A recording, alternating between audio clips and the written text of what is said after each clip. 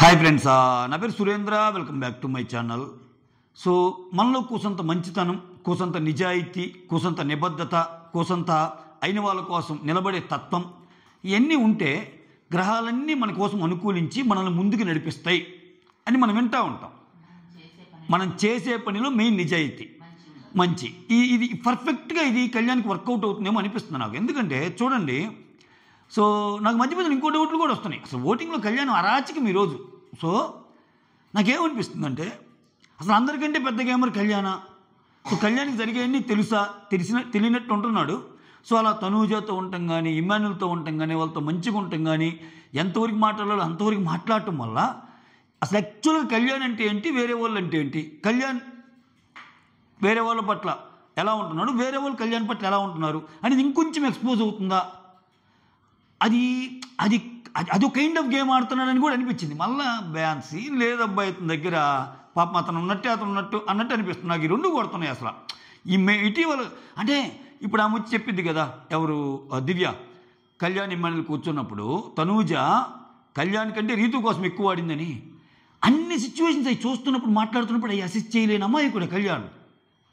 అటువంటిప్పుడు నాకు ఆ డౌట్ కొడుతుంది. లేదు అసలు అందరికంటే ఇతను మంచి గేమరు. సో తనూజతో కావాలని అలా ఉంటున్నాడు. అప్పుడే కదా తనూజ ఏదో ఎక్స్పోజ్ అయ్యేది, ఎవరు మంచి ఎవరు చెడు అనేది తెలిసేది. అన్న యాంగిల్లో ఏమైనా ఆడుతున్నాడేమో. ఇలా ఆడి బయటకు వచ్చాక ఇదే నా ఆట అని చెబుతూ మాత్రం ఫ్యూజులు ఎగిరిపోతాయి. అదేదో సినిమాలో బ్రహ్మానందం సినిమాలో ఉంటాయి, శ్రీను వైట్ల ఫార్మాట్లో అంతా జరిగాక అది చైనా మిషన్ అని కానీ జర్రని తిప్పుతాడు. అట్లా కళ్యాణ్ చెప్పే మాటలు మనందరికి గర్రని తిరుగుతాయేమో. సో అలా ఆడితే అసలు చాలా బ్యూటిఫుల్ గేమ్ అన్నట్టు, ఆయన అందరికంటే బాగా అన్నట్టు. బట్ అలా అనిపిస్తుంది ఒక్కోసారి. చెప్తున్నా సరే, ఏదైనా ఒకటి మాత్రం కరెక్ట్గా చెప్తా, ఆయన నిజాయితీగా ఉంటాడు, ఇన్నోసెంటు, ప్లస్ కొంచెం అన్నమాట మీద ఉంటాడు, కన్నింగ్ కాదు. సో ఇన్ని లక్షణాలు ఉన్నాయి ఆయనకి, మంచి లక్షణాలు. ఇప్పుడు ఈరోజు గేమ్ చూడండి, ఎంత కన్నింగ్ గేమ్ ఆడిందంటే తనుజ స్వామి, లైవ్ చూసిన వాళ్ళకి బీపీ కూడా వచ్చేస్తుంది ఒక్కోసారి. నేనే వద్దు హెల్త్ పాడు చేసుకోవద్దని చెప్తుంటా. సో ఎంతైనా ఆ గేమ్లోకి వెళ్ళిపోయాక కొంచెం అట్లాంటి ఉండే వాళ్ళకి వచ్చేస్తుంది. ఇప్పుడు డిమాండ్ గురించి ఏమో, డిమాండ్ దగ్గరికి పోయి డిమాండ్ ఎందుకు, డిమాండ్ పోతే ఏమైంది అన్నట్టు అంటావు. ఇక్కడ కళ్యాణ్ మీదేమో కళ్యాణ్ నువ్వు గెలిపించాలన్నట్టు ఏదో మాట్లాడతావు. బట్ యాక్చువల్లీ నీకు గెలిపించాలనేది రీతుని. మళ్ళీ ఇమ్మాన్యుల్ గురించి నువ్వేదో కన్సర్న్ చూపించినట్టు ఉంటుంది. బట్ అక్కడ కూడా మళ్ళీ తేడా. అంటే ఒక్కొక్క మనిషి దగ్గర ఒక్కొక్కటి అబ్బా. కానీ ఓవరాల్గా మనకు అనిపించేది ఒకటి ఉంటుంది. ఓవరాల్గా ఆమె గెలిపించాలనుకుంది రీతుని, అది క్లియర్. అది తప్పితే అన్నీ చెప్పింది. లేదు అది ఇది అంటే మిగిలిన వాళ్ళు కూడా కంఫర్టబుల్గా, అంటే శత్రువులైనా సరే వాళ్ళని పిలిచి ఇట్టు తెల్లండి అని. అంటే శత్రువులైనా ఏ మాటిని ఆ మాట ప్రకారం నడుచుకొని ఏం చెప్పిన వాళ్ళు వేసేయాలి. అది వాట్ ఏ గేమ్ రా బాబా అన్నట్టు అనిపిస్తుంది. సో ఒక పక్క ఇతని గేమ్ చూస్తే చాలా ప్లెయిన్గా ఉంటుంది, చాలా ప్లెయిన్గా. నిజంగా నాకైతే తనూజ దగ్గరికి వచ్చి అని అడుగుతుంటే, ఏందిరా స్వామి ఇప్పుడు ఆమె ఏదైనా చెప్తే చివరికి ఆమె కోసమైనా వదిలిపెట్టి వెళ్తాడేంది కెప్టెన్సీ కూడా, అయితే అవనీలే నేను రీతూనే చేస్తాలే, సంజన ఏమంటే అనుకుందిలే అన్నట్టు అంటే అనుకున్నా. ఎట్నో కొంచెం ఆలోచించాడు. లేదు మా అమ్మకి ఇచ్చిన మాట కోసమని. సో అది చాలా బాగా అనిపించింది.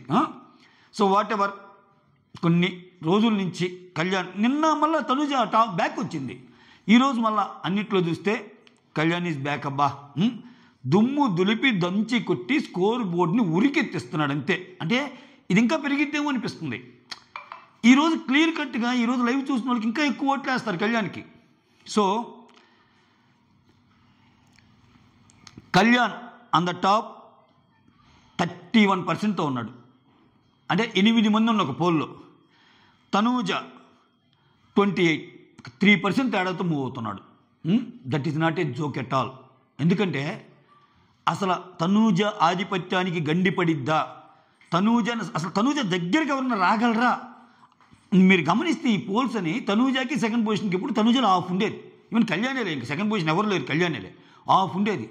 ఆఫ్ నుంచి పెంచుకుంటా వచ్చి దగ్గరికి వచ్చి ఆమెను దాటడం అంటే that's not at all A joke. మీరు అనుకోవచ్చు అందరికీ పిఆర్లు ఉంటారు, అందరికీ వేస్తారు. బట్ ఎంతో కొంత నార్మల్ పీపుల్ కనెక్ట్ అవ్వకపోతే ఆ మ్యాజిక్ జరగదు. కళ్యాణ్ విషయంలో అది జరిగింది. కళ్యాణ్ జనాలు పూర్తిగా నమ్మారు, కళ్యాణ్లో నిజాయితీ ఉందని గ్రహించారు. ఈరోజు కాబట్టి రేపని కొంచెం నిదానంగా తెలుస్తాయి నిజాలు. సో అలా నడుస్తుంది గేమ్. సో కళ్యాణ్ సూపర్గా వెళ్ళిపోతున్నాడు. అరాచకం ఊచకోత అంతే కళ్యాణ్. సెకండ్ పొజిషన్లో తనూజ, థర్డ్ ఇమ్మాన్యుల్ 10%. ఇంకెక్కడి నుంచి అందరూ ఒకటే. ఇక్కడ చాలా విచిత్రంగా మారుతున్నాయి. భరణి గారు బాటమ్ 2 ఉండే ఆయన ఇప్పుడు మళ్ళీ 4th వచ్చేసాడు. ఒక్కోసారి మళ్ళీ ఇంకో 2-3 గంటలు ఆగితే డిమాండ్ కనిపిస్తాడు ఆ పొజిషన్లో, ఇంకో 2-3 గంటలు ఆగితే సంజన కనిపిస్తుంది అట్లా. సో ఓవరాల్గా కళ్యాణ్, తనూజ, ఇమ్మాన్యుల్ తీసేస్తే నెక్స్ట్ పొజిషన్స్లో భరణి, డిమాన్ ఉన్నారు. ఆ తర్వాత సంజన ఉంది. ఆ తర్వాత సుమన్ శెట్టి, దివ్య ఉన్నారు. సో ఒక రకంగా ఇలా 5 డేంజర్ పొజిషన్లే. మరి ముఖ్యంగా సంజన, సుమన్ శెట్టి, దివ్య వీళ్ళు కూడా మీరేదో అనుకుంటున్నారేమో చాలా ఉన్నాయి మాకు అది వేసుకోండి. సంజన ఫ్యాన్స్ వేసుకోండి, సుమన్ ఫ్యాన్స్ కూడా ఓట్లు వేసుకోండి, ఇంకా దివ్య ఫ్యాన్స్ కూడా వేసుకోండి. ఓకే. సో ఇక్కడ నేనేం చెబుతున్నా అంటే ఆర్డర్ ఇటున్నా అసలు కాన్స్టెంట్గా మారకుండా ఉన్న ఆర్డర్ అయితే దివ్యాదేనబ్బా. అది ఎంతన్నా డిఫరెన్స్ ఉంది, లాస్ట్లో ఉంది అమ్మాయి. సో ఒక ఎలిమినేషన్ అయితే దివ్య కంపల్సరీ వెళ్ళిపోద్ది. ఓకే. డబల్ ఎలిమినేషన్ అయితే నేనైతే ఉండదు అనుకుంటున్నా, ఖచ్చితంగా ఉండదు అనుకుంటున్నా. ఎందుకంటే జనాలు తక్కువ కదా, జనాలు తక్కువ. ఇంకొక 3 వారాలు గేమ్ను సస్టైన్ చేయాలంటే టాప్ 6 పెడుతుంది కూడా అందుకే ఈ మధ్య. ఎందుకంటే ఒక 18 రోజులు 20 రోజులు మిగిలిన 7 3 21 రోజు, ఇది 12వ వారం కదా, 21 రోజు అలా ముందుకు వెళ్ళాలంటే కొంచెం అవసరం. అంటే ఇద్దరు పోతే ఇల్లు బాగా ఇదైపోద్ది, ఇంకా వాళ్ళ కన్వర్జేషన్స్ కానీ వాళ్ళకి ఏమి ఉండవు. సో నేను అట్లా ఆలోచిస్తున్నా. ప్రాబ్లీ దానికి భిన్నంగా ఆలోచించి ఇద్దరిని చేస్తే మనం ఏం చెప్పలేం. కానీ ఏమో నేనైతే మాత్రం 99%, ఇది లీక్డ్ అప్డేట్స్ని బట్టి చెప్తుంది కాదు, నా ఓన్ థాట్ ప్రాసెస్ని బట్టి నేను చెప్తున్నా. నేనైతే మాత్రం ప్యూర్లీ సింగిల్ ఎలిమినేషనే ఉంటుంది అనుకుంటున్నా. కాకపోతే అన్ని రెడ్ కార్డులు ఉన్నాయి కదా, ఇన్ని రెడ్ కార్డులు ఉన్నాయి కదా, ఆ గొడవ చేశారు కదా, ఇవన్నీ బేస్ చేసుకుని చెప్తున్న మాటలు అనుకుంటున్నాను నేను బయట వచ్చే చర్చలన్నీ. బట్ ప్యూర్లీ ఒక ఎలిమినేషనే ఉంటుంది. డబల్ ఎలిమినేషన్ పెట్టొచ్చేమో, ప్రాబ్లీ నేను కూడా రాంగ్ అవ్వచ్చు. కానీ డబల్ ఎలిమినేషన్ పెట్టడానికి నేనేమనుకుంటానంటే ఇన్నాళ్ళు ఇప్పుడు ఓటింగ్ నేను సుమన్ పైన ఉండేవాడు, ఇప్పుడు అట్లీస్ట్ బాటమ్ 2లోకి వచ్చేసినప్పుడు ఇప్పుడే కానీ తీసేస్తే రేపటి రోజు ఇంకా సుమన్ తీయటం ఈజీ అయింది. ఇప్పుడు ఈ వారం తీయలేదనుకో బాటమ్ 2లో ఉన్న సుమన్ని, దివ్య వెళ్ళిపోయాక నెక్స్ట్ టైము సుమన్ రీతుకు పోటీ కావచ్చు.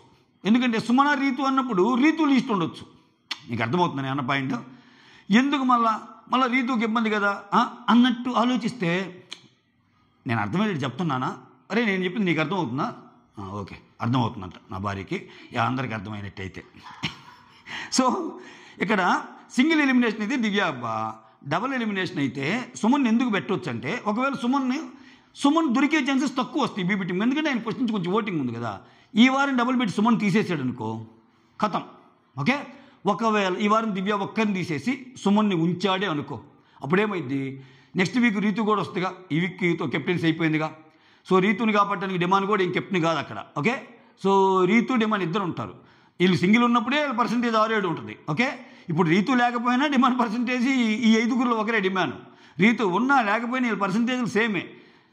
సో లేకపోతేనే ఇట్టుంది, ఇంకిద్దరు ఉంటే ఇంకా 4% అట్టుంటుందేమో. డిమాండ్కి ఎందుకు ఓట్లు పట్టడం లేదబ్బా, బయట ఊరక ఇదే. కానీ మళ్ళీ కుర్రాడు చాలా బాగా ఆడతాడు ఇది అంతే. ఇంకా ఇప్పుడు ఆయన గేమ్ కనపడిలా. ఏమంటున్నాడు, ఇంత జరుగుతున్నా రీతు టాప్ వేలో ఉండాలి అంటున్నాడు. నువ్వు వచ్చింది నీ గేమ్ కోసం కదా స్వామి. ఇప్పుడు నేను టాప్ వేలో ఉండాలని కోరుకో, రీతు టాప్ వేలో ఉండాలంటే నువ్వు వచ్చింది రీతు టాప్ వేలో పెట్టానికా? నీకేమైపోద్ది ఇది ఓట్లు పాడు చేసుకుంటున్నాడు డిమాండ్ గేమ్ నెంబర్. సీరియస్లీ కుర్రాన్ని చూస్తే పాపం అనిపిస్తుంది. మళ్ళీ మంచిగా ఆడతాడు ఇంకంతే. సో పక్కా దివ్య ఒకటే అయింది. ఒకవేళ సుమన్ మనకు దొరకడు అనుకుంటే ఈ వీక్ సుమన్ పంపొచ్చు. ఏమో అసలు దివ్య సుమన్లో సుమనే ఇంకా లీస్ట్ ఉండి దివ్య పైకి వద్దనుకో, సుమన్ సింగిల్ ఎలిమినేషన్ అయినా జరగచ్చు. ఇది కూడా కొట్టిపారేయలేం మనం. ఓకే. సో ఇంకేంటంటే ఇంకా దగ్గరికి వస్తుంది కదా సుమన్ వాళ్ళ కంటెంట్ కూడా ఏముండదు ఇంకా. సో పక్కన పెట్టేద్దాం అనుకుంటే సుమన్ పక్కన పెట్టేయటం వల్ల ఏంటంటే, సుమన్ పక్కన పెట్టినా కానీ మళ్ళీ రీతుకు ఒక ఛాన్స్ అట్నే ఉంచినట్టు. ఎందుకని ఈ వీక్ సింగిల్ ఎలిమినేషన్ సుమన్ వెళ్ళిపోయాడు అనుకబ్బా, అప్పుడేంది రీతుని కాపాడటానికి దివ్య లీస్ట్లో ఉంటుంది. ఓకేనా, అది ఒక ఛాన్స్ రీతు ఉంచడానికి. నేనేంది రీతు ఉంచడానికి ఎందుకు కాంబినేషన్ చదువుతుంటే బిగ్ బాస్ అంతే అదే చేస్తాను. ఇంకా లాస్ట్ మూమెంట్లో రీతుని ఇంకో వారం ముందుకు పంపాలిగా, అది మ్యాటరు. దానితో నెక్స్ట్ వీక్ డిమాండ్ రీతు ఇద్దరు ఉంటారు కదా, చాలా పర్మిటేషన్స్ ఆలోచిస్తారు ఈ బిగ్ బాస్ టీం వాళ్ళు. ఓకే. ఒకవేళ అలా కాకుండా వీళ్ళిద్దరిని పంపించేశారనుకో, ఎవరిని, సుమన్ని అండ్ దివ్యాని, అప్పుడేమైంది, రీతు ఉంటుంది, డెమాన్ ఉంటాడు, అప్పుడు సంజన, భరణి వీళ్ళు కూడా ఉంటారు. అప్పుడు వీళ్ళలో ఒకరిని ఏమన్నా కిందకి తెచ్చే ప్రయత్నం జరుగుతేమో. సుమన్ ఎలాగో కొంచెం అడ్డే, రీతుతో పోల్చుకుని సుమన్ కొంచెం ఎక్కువ ఓటింగ్ ఉంటుంది కదా, ఆ ఛాన్స్ తీసుకుంటారా లేదా అనేది చూడాలి. ఈ వారం అయితే మంచి ఛాన్స్ సుమన్ పంపించడానికి, ఎందుకంటే కొంచెం లీస్ట్లోనే ఉన్నాడు కాబట్టి. అది మ్యాటర్. ఈ సుత్తంతా ఎందుకురా, ఒకరైతే ఎవరు, ఇద్దరైతే ఎవరంటే, ఒకరైతే దివ్య, ఇద్దరైతే దివ్య అండ్ సుమన్. ఇది తప్పైనా ఒప్పైనా ఇది నాకు అనిపించిన అనాలిసిస్. నచ్చితే ఒక లైక్, ఒక షేర్, కొత్త వాళ్ళు ఎవరైనా చూస్తుంటే ఒక సబ్స్క్రైబ్, కోసంత హైప్ ఆప్షన్ నా మొహాన్ని పడేస్తే అరిచినందుకు కొంచెం థ్యాంక్ఫుల్గా ఫీల్ అవుతా. సైనింగ్ ఆఫ్, మీ సురేంద్ర.